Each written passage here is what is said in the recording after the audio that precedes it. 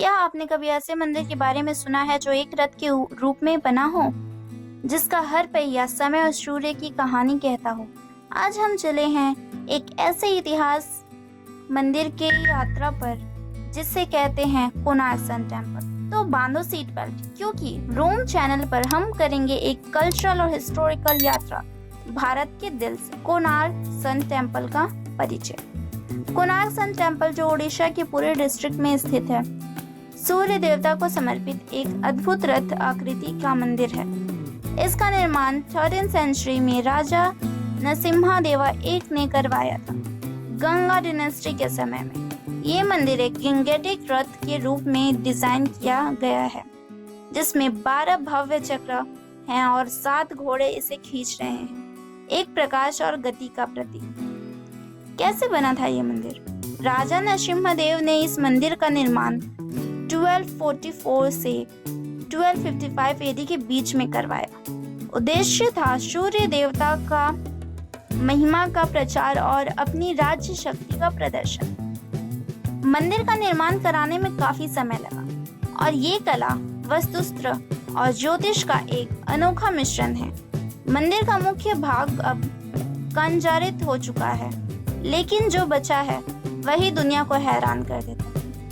मंदिर का रहस्य, ब्लैक पगोड़ा। ये मंदिर एक समय सेलर्स के लिए एक नेविगेशन लाइट हाउस के रूप में भी जाना जाता था। इसे ब्लैक पगोड़ा कहते थे ब्रिटिश लोग, क्योंकि ये दूर से एक काला व्हील दिखता था। एक प्राचीन कथा कहती है कि मंदिर के शिखर पर एक आइडिस स्टोन, मैग्नेटिक स्टोन था, जो समुद्री जहाजों को कंपास को बिगाड़ देता था। इसी वजह से ईस्ट इंडिया कंपनी ने उसे हटा दिया। आर्किटेक्चुरल मार्वल, सूर्य और समय।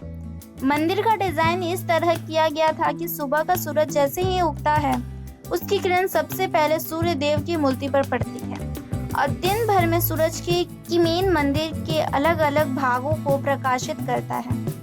12 चक्रास, ये न केवल रथ के पहियों को दर्शाते हैं, बल्कि एक घड़ी के रूप में भी काम करते थे। इन पर लिखे चिन्ह और डिजाइन सूर्य की गति के अनुसार बदलते थे। कला और शिल्प कला का गौरव। मंदिर के वॉल्स पर इरोटिक स्कल्पचर्स, देवियां, म्यूजिशियंस, डांसर्स और वैश्विक जीवन के परिचय चित्रण मिलते हैं। ये टेम्पल ने केवल धार्मिक था, बल्कि कला का एक महाकेंद्र था।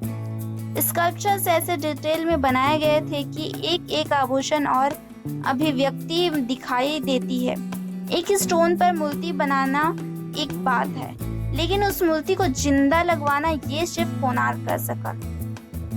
लीजेंड, धर्मपदा की बात। एक लोक कथा कहती है कि जब टेम्पल का मुख्य विमान शिखर खत्म नहीं हो रहा था, तो एक 12 साल का लड़का धर्मपदा आया, जिसने सिर्फ एक रात में इसका समाधान दिया।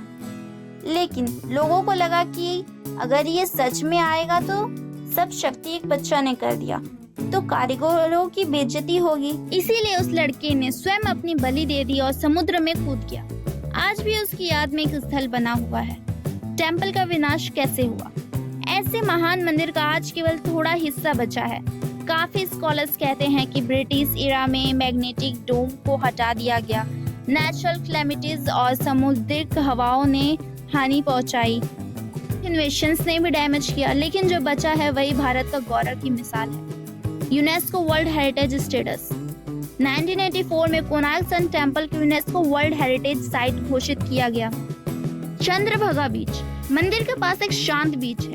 लाइट एंड साउंड शो, शाम में मंदिर की कहानी रोशनी और दीवानी के माध्यम से बताई जाती है। ये सब कोणार्क को एक कल्चर हॉटस्पॉट बनाता है। कोणार्क से क्या सीख मिली? कला और विज्ञान का मेल पॉसिबल है। आर्किटेक्चर सिर्फ सुधारता नहीं, एक ज्ञान का माध्यम है। सूर्य जैसे प्रकाश के देवता के लिए बना ये मंदिर हमें याद दिलाता है कि प्रकृति के साथ जरूर जुड़ना है। दोस्तों, कोणार्क सन टेम्पल भारत की विरासत का एक ऐसा हीरा है जिसे हर एक भारतीय को देखना चाहिए, जिसमें इतिहास भी है, कला भी है और एक आत्मा की आवाज भी है।